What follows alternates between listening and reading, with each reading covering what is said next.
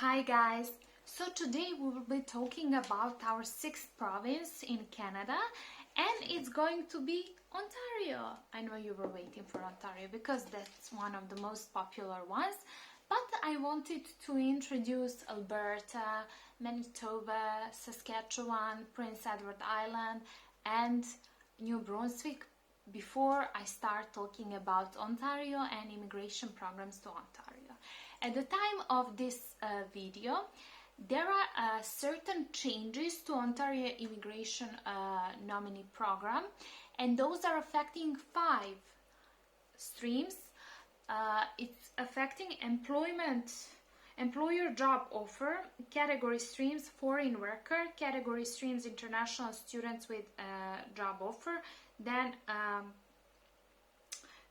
in-demand skills, PhD graduate stream, and master's graduate stream. So these 5 streams are affected with this program, and they want to introduce expression of interest, EOI. That will be point-based system, something similar to Saskatchewan. No one knows how it will look like and how they will, put the points and base the points, but they say that this system will be more fair. Prior to this, it was done in this way. They open once a year, they have let's say span of 10 days, and they were accepting application in 10 days. No points based system, so whoever managed to get in that 10 days, that's it. They have to wait for the next year. Usually, even if it's a span of 10 days, they would get all the application within 2 days. That's how much Ontario is popular, because it's the most populous province in Canada. To be honest with you, I'm not that great fan of Ontario. I like it, but there are other provinces that deserve attention. So I will be talking about these streams with employer job offer that I mentioned. They will experience changes in terms of how they are ranked. So for example, if you have certain education, you will get certain number of points. Please go ahead, watch my video about Saskatchewan, and then you will get idea how this new system will be ranked. This is what I think they will rank, because this is what they were saying, it's not fair, we have to change for this. This is the feedback they were getting. So I suppose they were looking at other provinces. They were like, okay, so maybe we'll do something similar, but maybe the point system will be different. So for example, they wouldn't PhD might be, I don't know, 25 points or 20 points. We cannot guess that because they're still work in progress, right?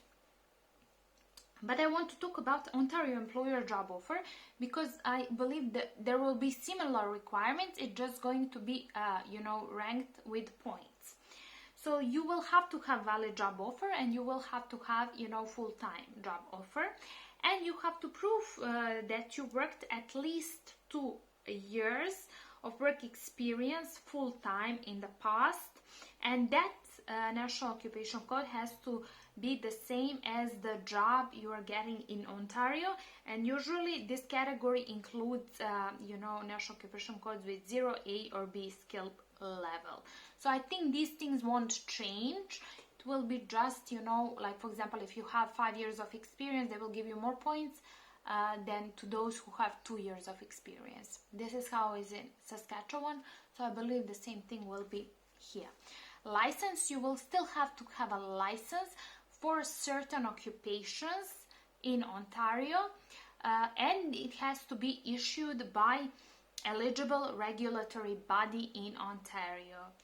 Okay, and you have to show your intention to stay. It's not gonna be like, oh, I'm gonna go to Ontario, get the job offer, and then I will move to, let's say, British Columbia, So that's not how it works. You have to show your intention that you will stay in Ontario. Now I want to talk, I said that under this category, employer job offer, you have 3 streams: foreign worker, international student, and in-demand skills. These are affected by this change, but I will talk how previously was and what were the occupation in-demand skills, so you can compare when they come up finally, with this program. You can compare if they, deducted or added some of the occupations. So in demand skills, they still require a job offer, full-time, and you had to be paid at or above medium wage for that occupation in Ontario. And the occupations were, I'm going to read a national occupation codes, you can check on the website. 3413, 4412, 7441, 7511, 7521, 7611, 8431, 8432, 8611, and 9462. So these were in-demand skills, and if you had these skills, you could immigrate to Ontario. Still, you had to show the language proficiency. So, for example, it was, it was required. Maybe now they will do points-based system, and they will say, like, let's say those who have IELTS 5 in all, overall band 5, will get this amount of points, and those who have maximum IELTS of 9, band 9, they will get, more points. Maybe they can do something like that as well. In this stream, you had to evaluate degree by WAS. I think everybody should do that prior to their move to Canada. You should evaluate your degree by WAS, especially these people who have like a higher degree, such as master, doctorate degrees. So just send it to WAS, and within a month it's done. They send you back, and you have, your proof that it's recognized by Canadian system. You had to show settlement fund, and you had to have a license for the licensed occupation in that province, Ontario, right? So let's sum it up. They are going to change 5 streams. Those are going to be foreign worker, international student, and demand skills. Then master graduate stream and PhD graduate stream. You will still have these streams, but the rules will change. How I think they will change?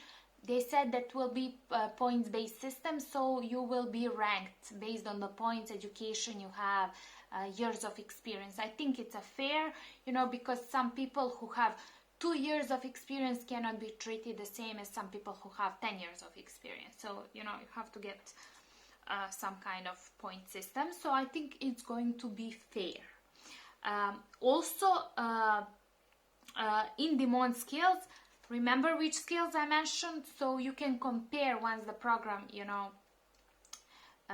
when the new program shows, you can compare if they added something, or or they are still on this. These occupations are still on the list. So far, I think they will be, because all these are actually in-demand skills that are in shortage in Ontario. I checked at the time when I was doing my research. Another program that you can use, I don't like to talk about this program because everybody, recording YouTube videos about Express Entry. So you have so many videos. So I always talk about provinces and, programs that are not that popular, but you have a less, you have a less competition. So my brain tells me that if you have less competition, you should go toward that program. If you're eligible, then, trying to squeeze in some program where everybody wants and it's widely recognized. So this is just my way of thinking, but hey, I'm not moving to Canada. So, yeah. So let's see.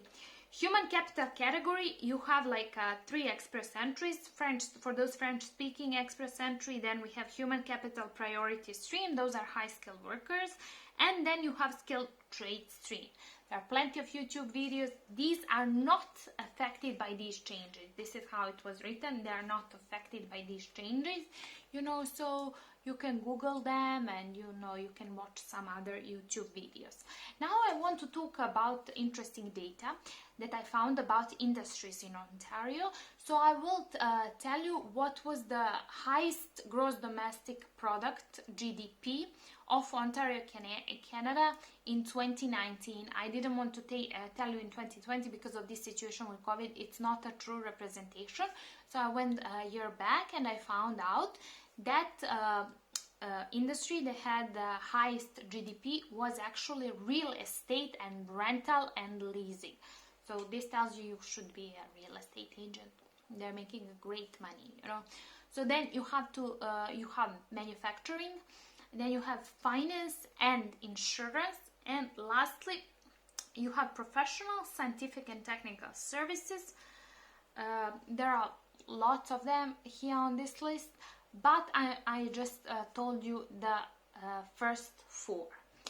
Again, the cost of living you will find on that website, numbeo.com. It's a great website, and you can type, let's say Toronto is the famous city in Ontario, so you type Toronto, and then you can check, the cost of one bedroom apartment in downtown, one bedroom apartment, at not near the center, not in downtown. So you can compare average prices of meat, blah blah blah, things like that, groceries, so you can compare the cost of living there. All my videos I mention climate, so I will be doing this time. It's a good thing that you should know that climate in Ontario is different based on the region, and based whether on the altitude and whether there is body of water next to it. So you can find a different kinds of climate all over the province. As I mentioned, it is the most populous province because everybody wants to live in Ontario. So my suggestion, like personally, is look another provinces, because this one has a huge competition, so it should be it is logical to look at some other provinces, and I think other provinces are prettier and there are more things to do, even though they're not popular. So think about that when you are choosing, your way and the job offer to immigrate in Canada. I would like you to like this video, share and subscribe to my YouTube channel. Also, please follow me on social media, Instagram and Facebook. Now I created another Facebook page. Instagram is useful to follow me because I am sharing on a daily basis stories, interesting data. I'm also resharing from some immigration agents and law firms that I'm following on Instagram, because as you know, I'm not a legal consultant nor immigration agent. I am just helping my clients with the jobs, to get the job offer, and then I direct them to licensed immigration agent who is in Vancouver, and we have a great collaboration. If you need anything else, you want to talk to me, you can always schedule one-on-one free Zoom consultation in duration of 20 minutes by sending me an email at my email address, englishconversations26@gmail.com. Thank you so much. Bye.